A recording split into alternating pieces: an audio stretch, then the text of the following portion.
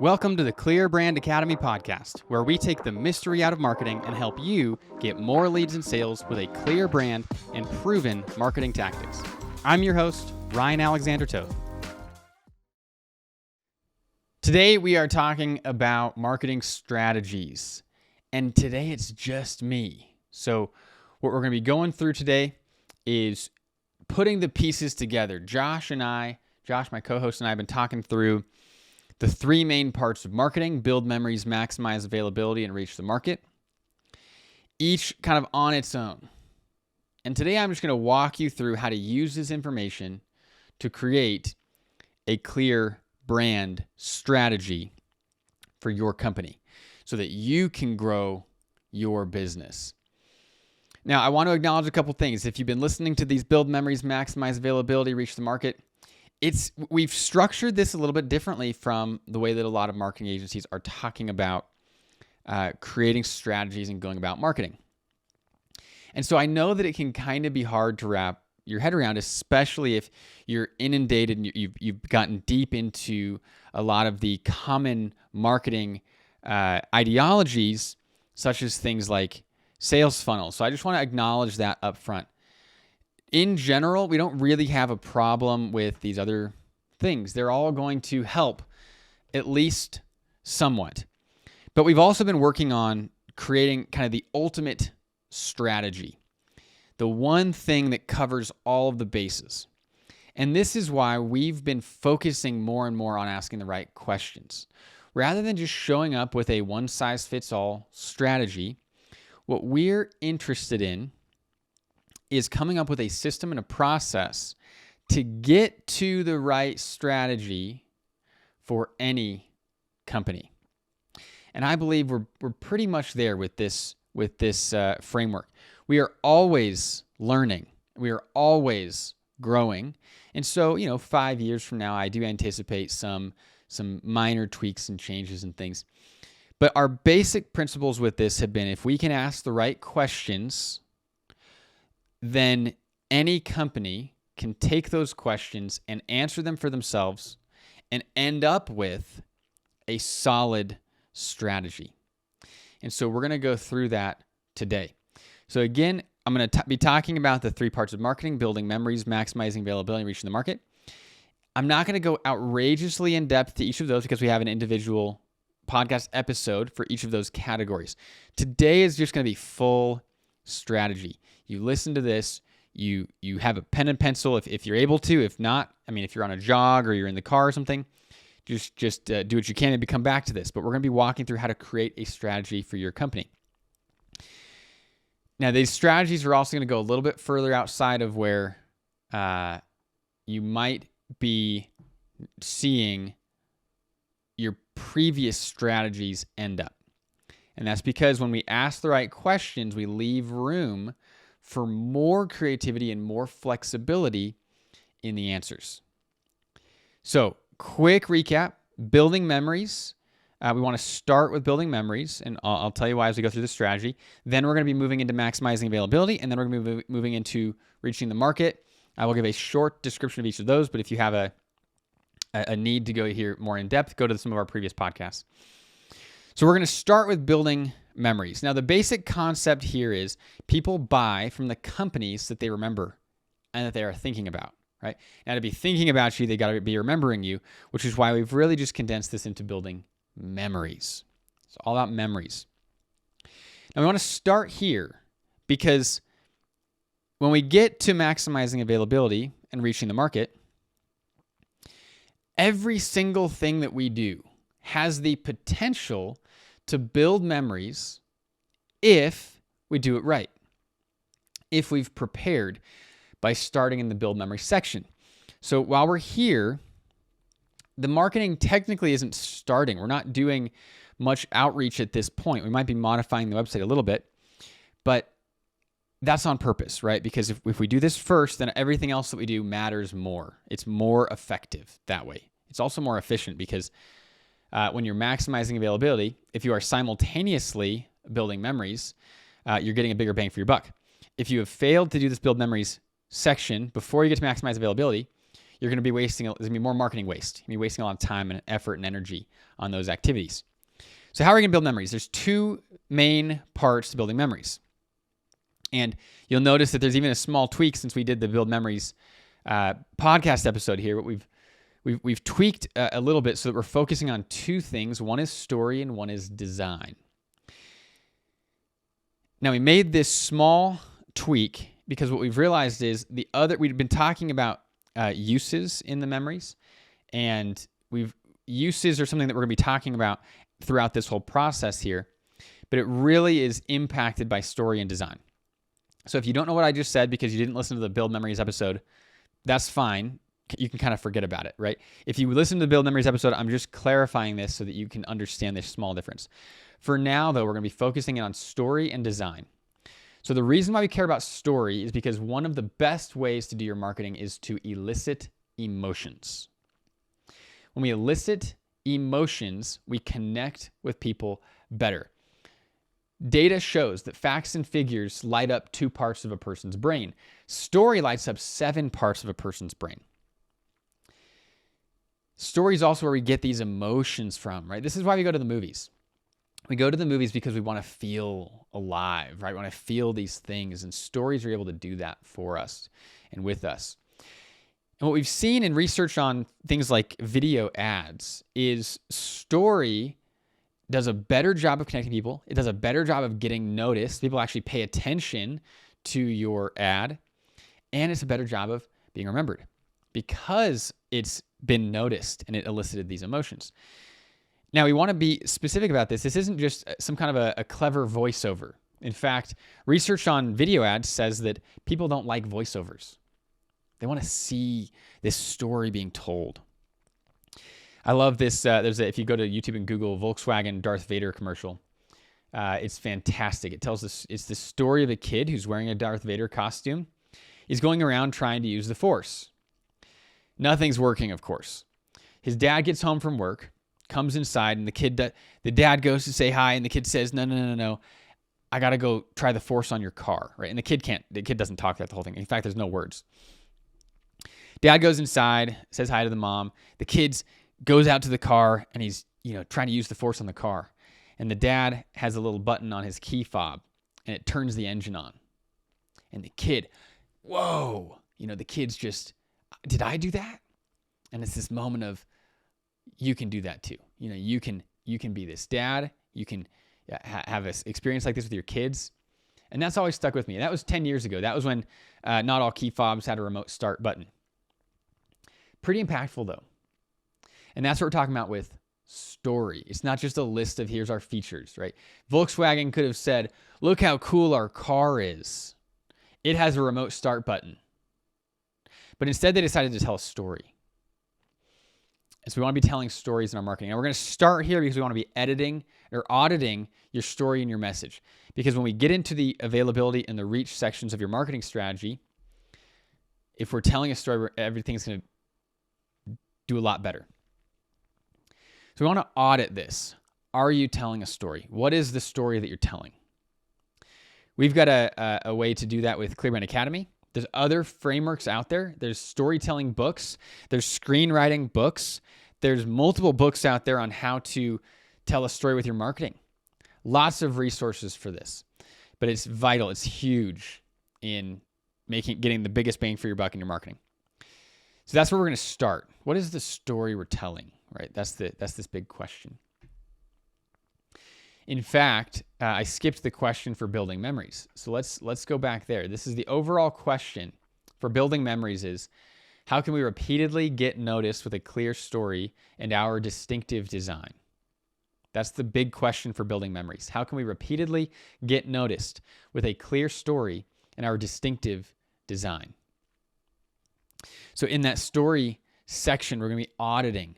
What is the story that we're telling? Is it engaging for folks? Does it follow a story formula? Are we just listing off facts and figures in a clever way? Or are we actually engaging people in an emotionally driven story? We get to design, and this is another audit section. Your design must be distinctive. Now, this is huge for all of the other parts of your marketing, which is why we want to audit this at the beginning. If your design is distinctive, that means every time somebody sees your logo, there is an opportunity to build a memory around your brand. If your design is not distinctive, you're missing out on that. And I don't believe in the either or. I think that we can have the both and, right? We can have the good story and the design. But I do think that there is something true about design that is not true about any other part of your marketing. And that is that your design is going to live for a very long time. In fact, a major rebrand is a bad idea because you have to restart building memories with your new design. So we want to audit this at the beginning of getting involved in your marketing, or at least paying more attention, or wherever you are in the process. We want to audit your design now. We want to make sure that it is unique. And you can do this with survey websites online, where basically you pay a certain amount of money for X number of people to answer these questions for you. If you have a big email list, you can send this survey to your email list. What we want to find out, though, is your design unique? That's the main question we want to be asking. If it's not unique, it can't be memorable because they can't tell the difference between you and a competitor, right? If your logo is a tree, you probably should change it. Things like that, right? We want it to be unique, distinctive, and we can do that through a survey. And the reason why I suggest a survey is because you know too much about your brand. You may have taken part in creating this logo. This logo means a lot to you. But what we need to know is, what do your potential customers think? And this is not about going back to, oh, well, our logo is based on our values. I got to be honest with you. Your customers don't care. They don't know what your logo means. All they know is if it's recognizable and unique or not. So we want to be making sure that it is recognizable and unique. If it really matters to you that it has some kind of meaning, you can do that. But do not do that at the expense of the recognizability and the uniqueness. In fact, I generally lean away from logos that have a deep meaning for the owners because they are then too tied to that logo. Now, when we create logos for our clients, we always take this into account. If you really want this deep meaning, we will use our expertise, our professional designers will design something that even for your customers who do not understand the meaning, it is still beautiful and unique. And that's what we want. So we're going for this distinctive design here. That's the second step in your strategy here. We're beginning with this audit. We are auditing your story. We're auditing your design. Now, I mentioned that your design is going to last longer than basically anything else in your marketing, which is true. If you think about your services or your products, they're going to change over the years. They're going to shift around a little bit, but your design shouldn't. In fact, we should follow in the steps of Starbucks and Apple. Their design has made tiny little iterations over the years to the point that each one is so small, it's hardly noticeable in the moment. So they're able to capitalize on the memories that they've built, and they continue to build memories with a very similar design. But if you look at Apple or Starbucks logo 30 years ago and compare it to now, it is noticeably different, right? So if your design, if your logo, your assets, your design assets, your brand assets, if they are entirely bland and they are not uniquely recognizable at all, you might need to do a little bit of a bigger rebrand. But we want to keep the rebrand as small as possible, getting to the point that at least 50% of people say that your brand is unique. Your logo is unique, your colors, your fonts, things like that. They're recognizable. So that's the audit. And then if you need to take action, you can take action from there. If your brand, your logo, your design is already distinctive and unique, great. You get to move forward into the next step. But you're going to hang out in this build memory section until you know you've got a clear story and you've got a distinctive design. All right, now we're going to go to stage 2 for the ultimate marketing strategy here. Stage 2, we're going to step into maximizing availability. Now, the main question is, where do people go when they're looking for something I sell? And there's two things that we're going to do with the answer to that question. The first thing is we want it to be very easy to find. So we want to take the answer, where do people go when they're looking for something I sell? Now, ideally, we would start going through that list, and we would be looking at the biggest places that people go, the most traffic, the most money spent, and we would put ourselves there. So for a lot of e-commerce brands these days, that's Amazon. Got to be on Amazon. If that's where people go when they're looking for something that you sell, you got to be on Amazon so that they can find you. If you're a service, maybe that is online. Maybe that's Google search. You see why this question matters so much. Rather than just showing up with the answer, when we ask that question, where do people go when they're looking for something I sell? It might be Google search. Okay, how do we show up on Google? Well, organic SEO is really tough. You can do it depending on what your competition is. But we also want to go there ourselves and look around a little bit. Go to Amazon. Maybe if you're selling something physical, you got to be in Whole Foods. Maybe you got to be in Walmart. We're going to go there. We want to look around. What does the shelf look like? So if it's Walmart, great, go to Walmart. Look at the shelves. Okay? How do we make ourselves easy to find there? Easy to find. If it's Google search, we want to go to the Google page, right? Put the search term in, go there and look at it. And we're going to go through that first page. Now, up at the top, often there's ads. Guess what? You probably, if you're seeing ads there, you probably want to be running some ads. Sometimes there's Google My Business. If there's Google My Business, you probably want to be showing up in Google My Business. We go below that. Now, once we're below Google My Business, a lot of the results are organic. Okay. Sometimes it's companies, it's blog articles. That means that there's an opportunity for you to show up there by doing search engine optimization on your website. But sometimes that first page of Google is full of lists and directories. Now, let me tell you, these lists and directories are going to be much harder to compete with, much more difficult for you to rank on that first page ahead of them. Why? Because these lists and directories are really built for SEO.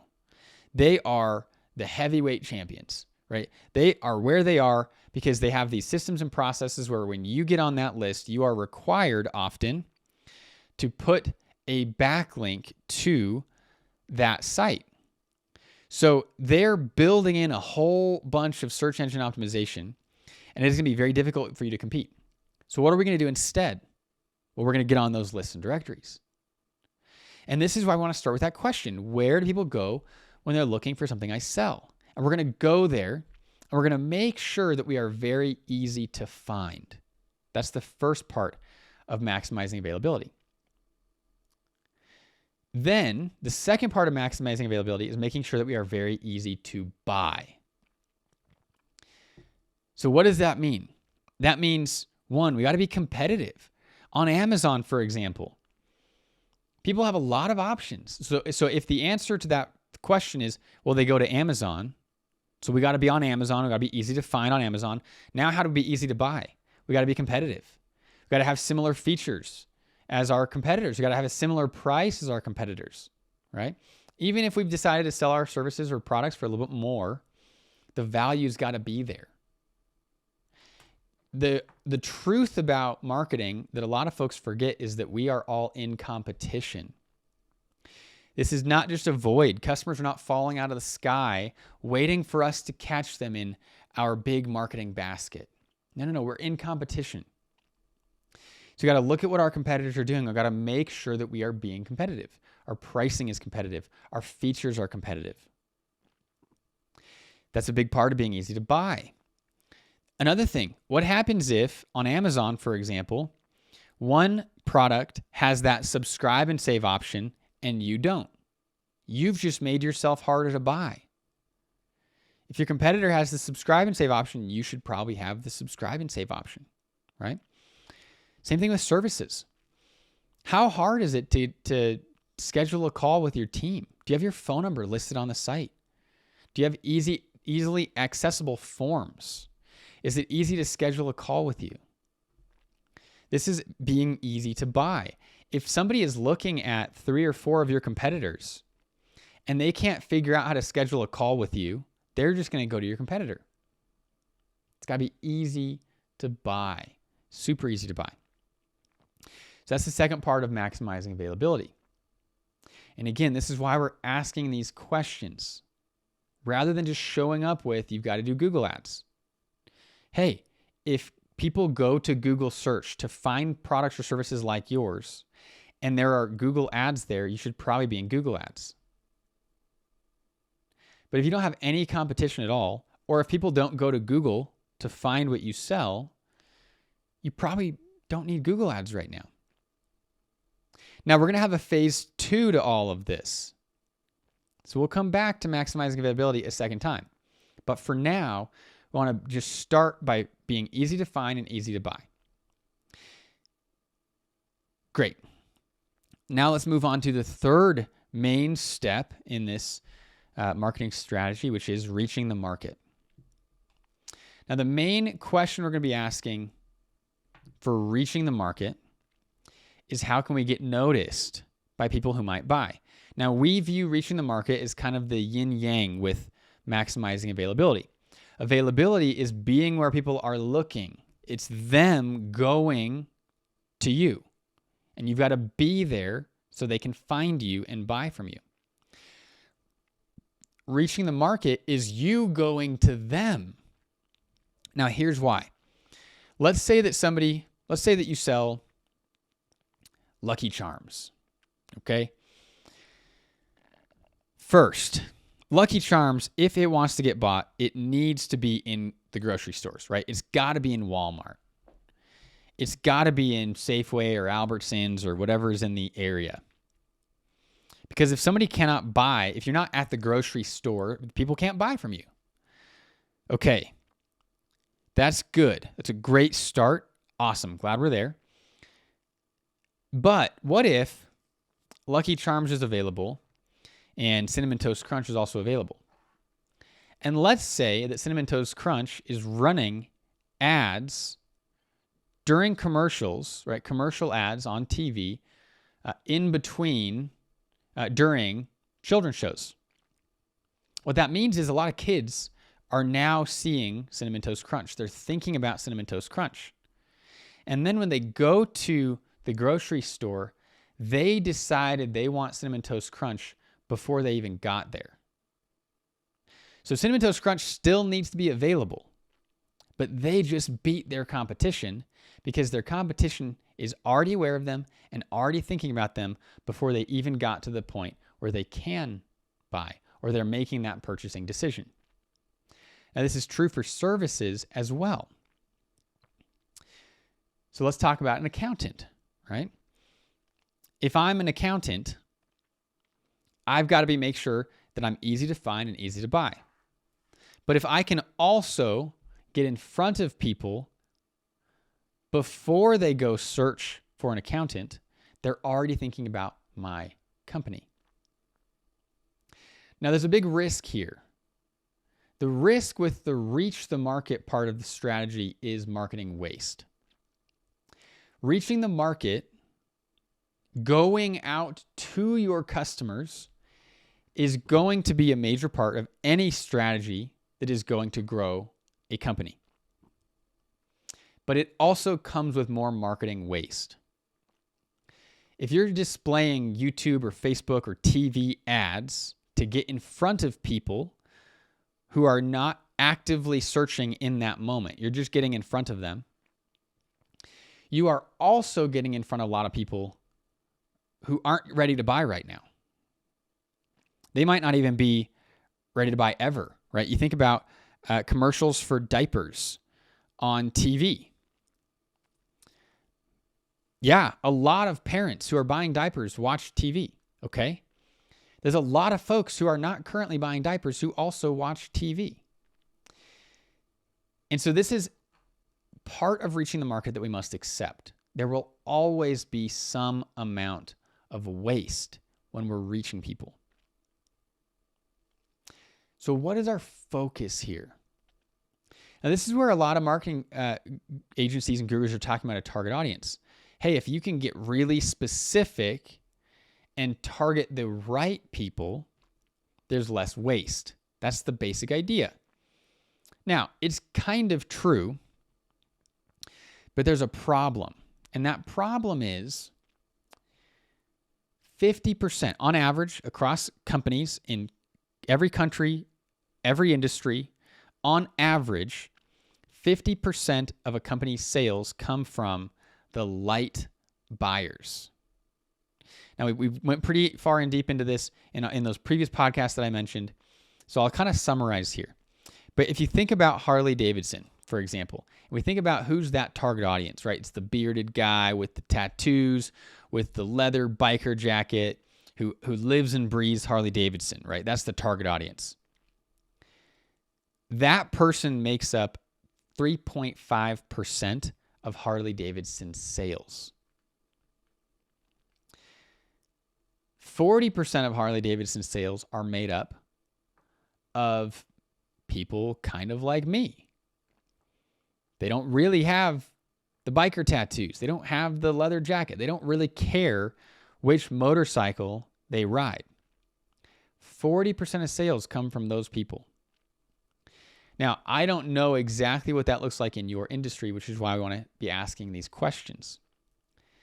But my guess is that it's pretty similar in that the majority of your sales or a high amount of your sales come from folks who you might not expect.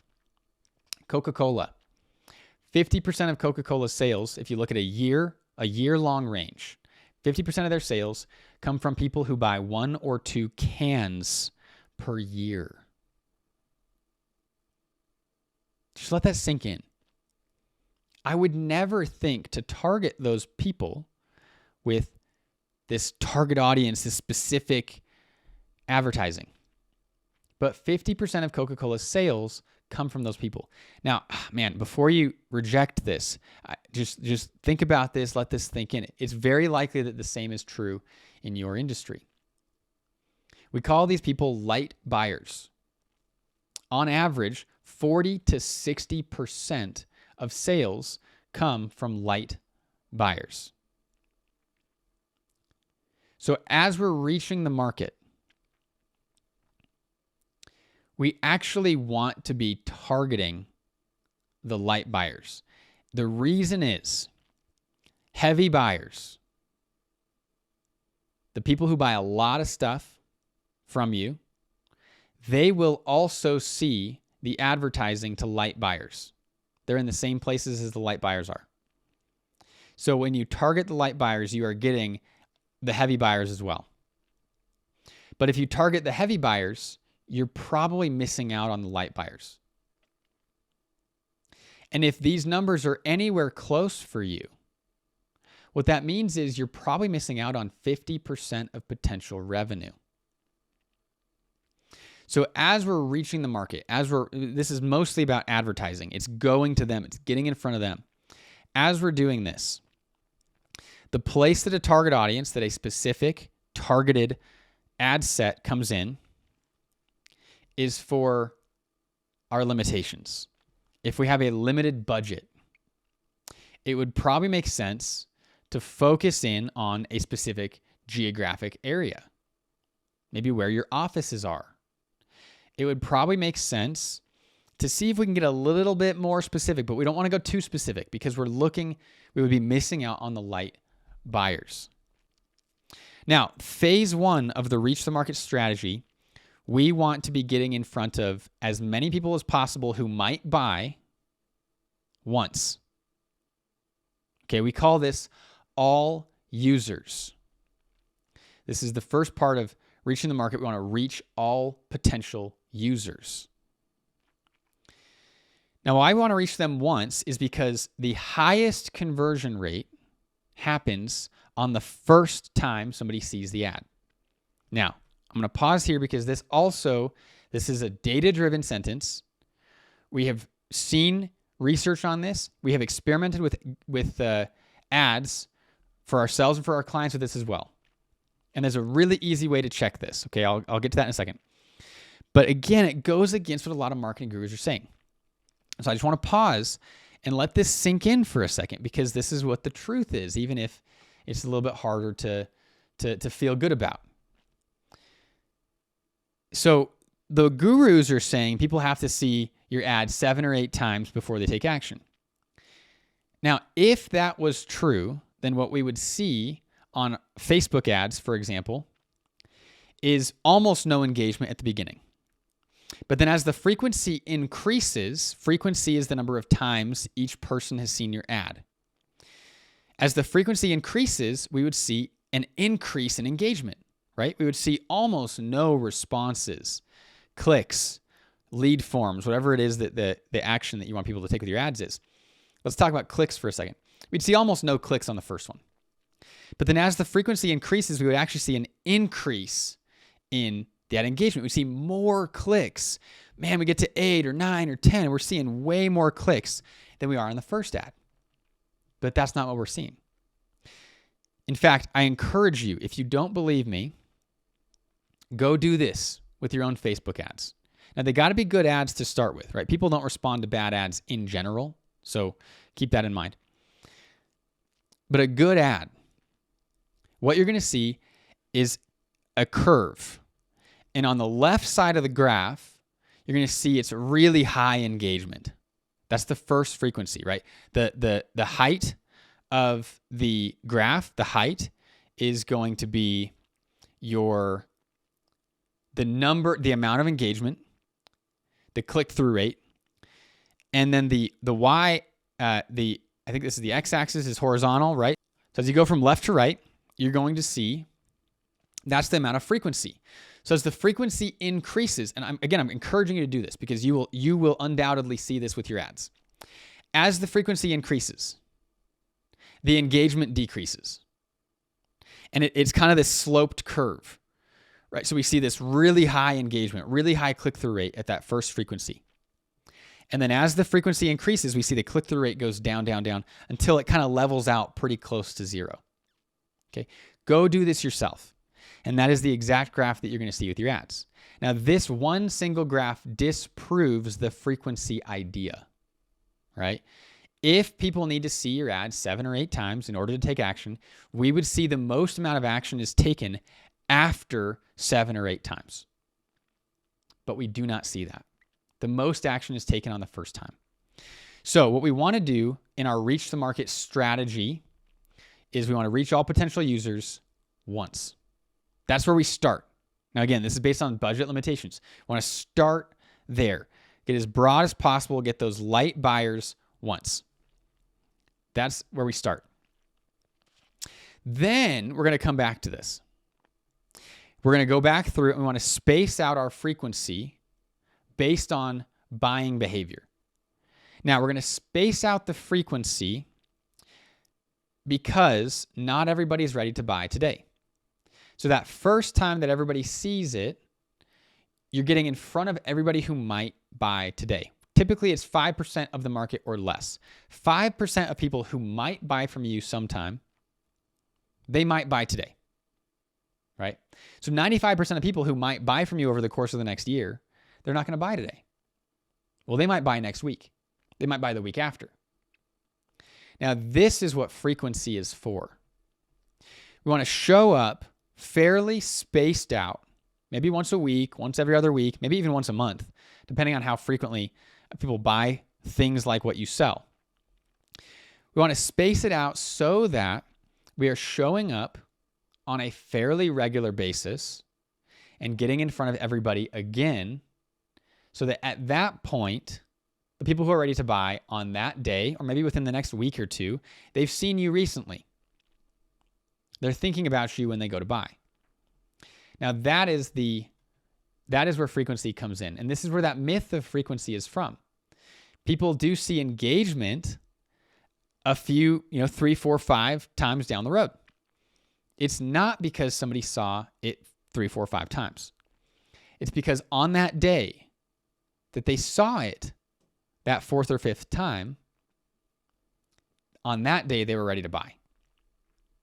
So it's not about jam-packing somebody's feed and getting them to see your ad every single day. That's a massive waste of your money. We just want them to see it once every week or once every other week, right? Kind of spread out.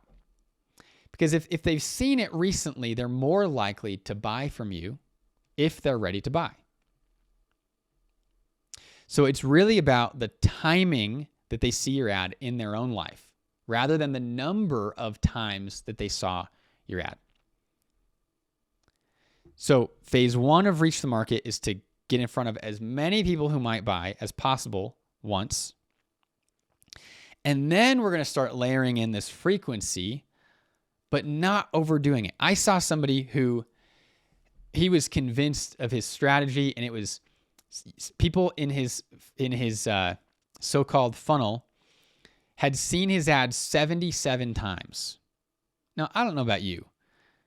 That's just annoying, right? Hey, if I didn't buy it on that first time or that second time, I don't need to see it 77 times, right? That's not going to have an impact on me. But he was convinced because he saw throughout the campaign, oh, look, somebody engaged on the 5th time. Oh, look, somebody engaged on the 25th time. Oh, look, somebody engaged on the 50th time. Now, again, it's not because they saw it 50 times. It's because on the day that they saw the 50th time, on that day, they happened to be ready to buy. So we want to space our ads out so that we're getting in front of people fairly regularly. We're on their mind. If they're ready to buy this week, we know that they saw us within the last 7 days, right? Something like that. That's where we go with this. Now, that was for all potential users. The other part of reaching the market is all potential uses. Now, what do I mean by this? People might use your products or services in a variety of ways. So if we think about Advil. Advil is for pain, right? Initially, that is one very clear use. So a lot of Advil's early marketing is around pain. We're going to decrease pain. That's a use. Then there was the thought that Advil might actually help prevent heart attacks. Now, this has been disproven since then. And anybody, if your doctor's not aware of this, I'm not giving medical advice, but there was some research that came out that said it doesn't actually prevent heart attacks. But regardless, for a long time, they were advertising Advil as a potential preventer of heart attacks. Now, that is a second use. Now, a lot of products and services out there have multiple uses for their products. And so we want to be connecting with a variety of potential uses. Now, again, this has layers to it, where at the beginning, we're going to focus on one. And then a few months down the road, we might have a second one that we run some advertising for, all potential uses, right? Second use. So pain, and then to prevent heart attacks, right? Now, down the road, we might do a third use, okay? Now, what this is doing is it's expanding the ways that people think about us. Oh, look at this. I can use a marketing agency like ClearBrand for our Google ads. Oh, look at this. I can also use a marketing agency like ClearBrand for our Facebook ads. Oh, look, they also do SEO, right? You see where I'm going with this? If all we do is Google ads at ClearBrand, that's good. Hey, we can get a lot of folks who want Google ads. Eventually, we're going to run out, though.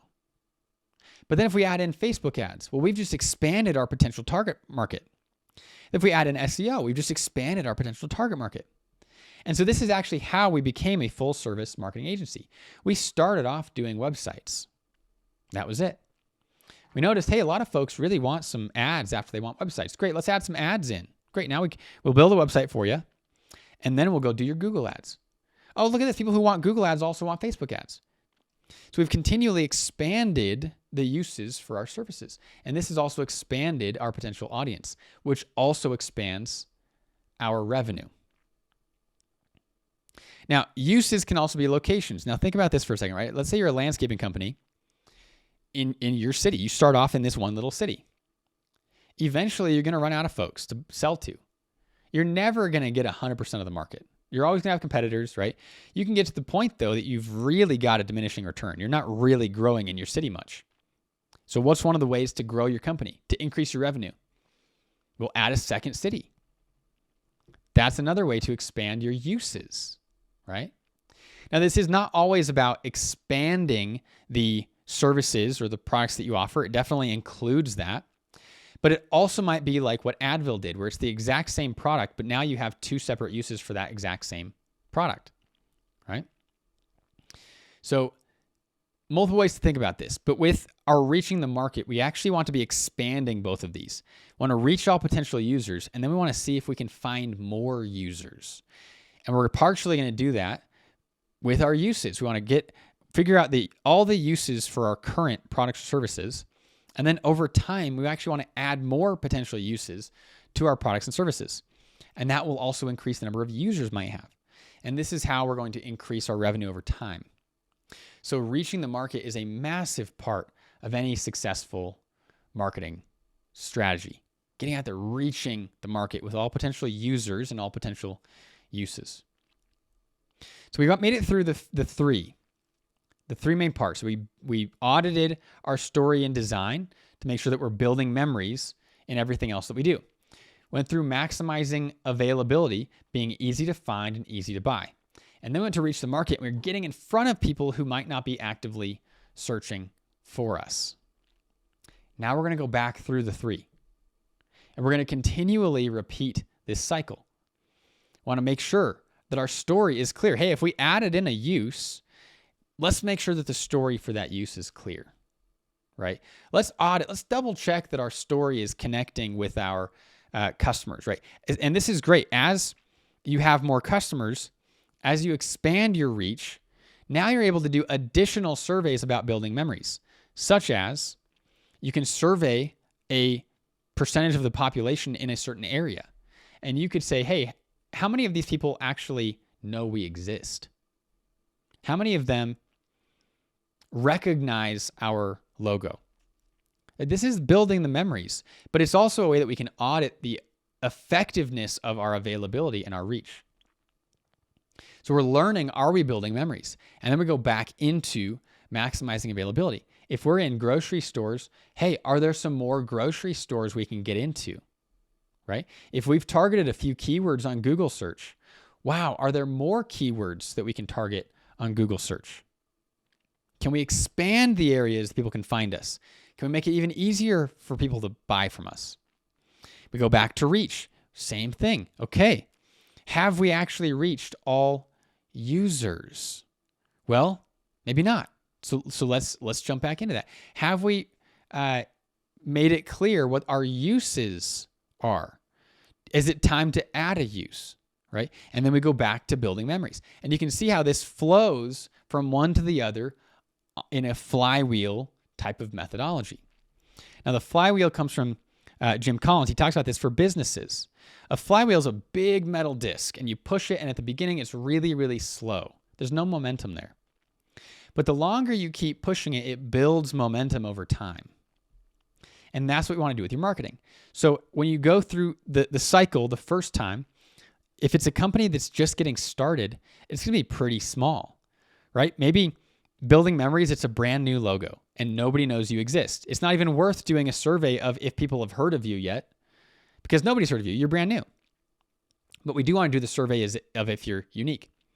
Then we go to maximize availability. Maybe you want to get in one grocery store. Okay, we're in one grocery store. Great. We go to reach.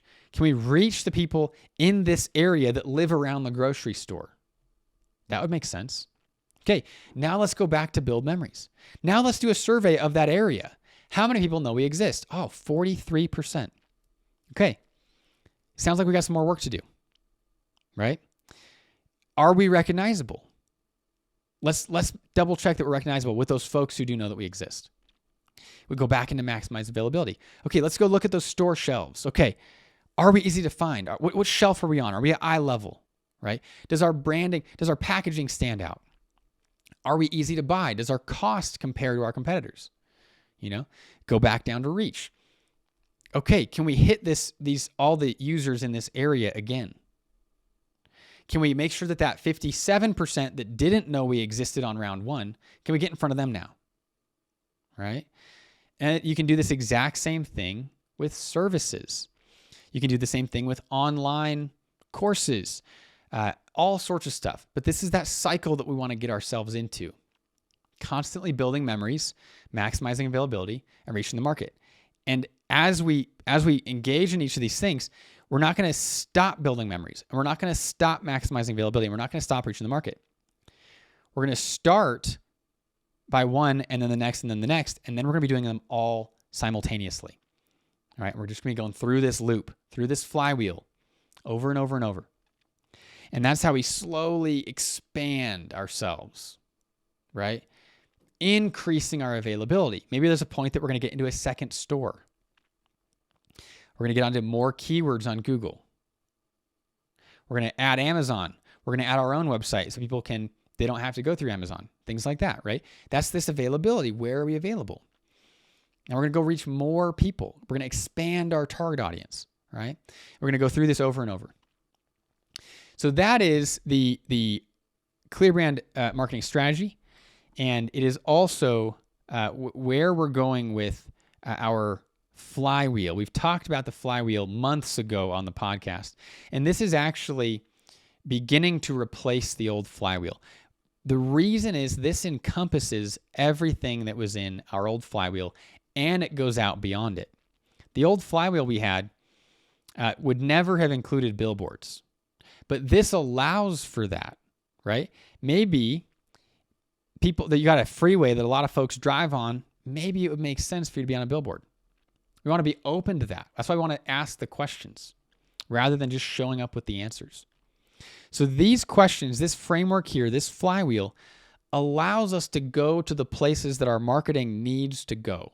And it asks the questions that get us to discover the right answers rather than just showing up with a cookie cutter framework or a cookie cutter strategy. All right, if this has been helpful, I would love to see some comments down below.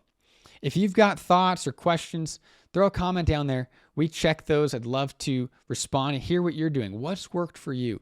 Especially if you try this. If you do an audit on building memories and then you come into maximizing availability, reach the market. How did it go? We want to hear about it. So add a comment below if you're on YouTube. Send an email to systems@clearbrand.com if you are anywhere else. So let us know how it's going. We'd love to hear from you and always learn and make this even better.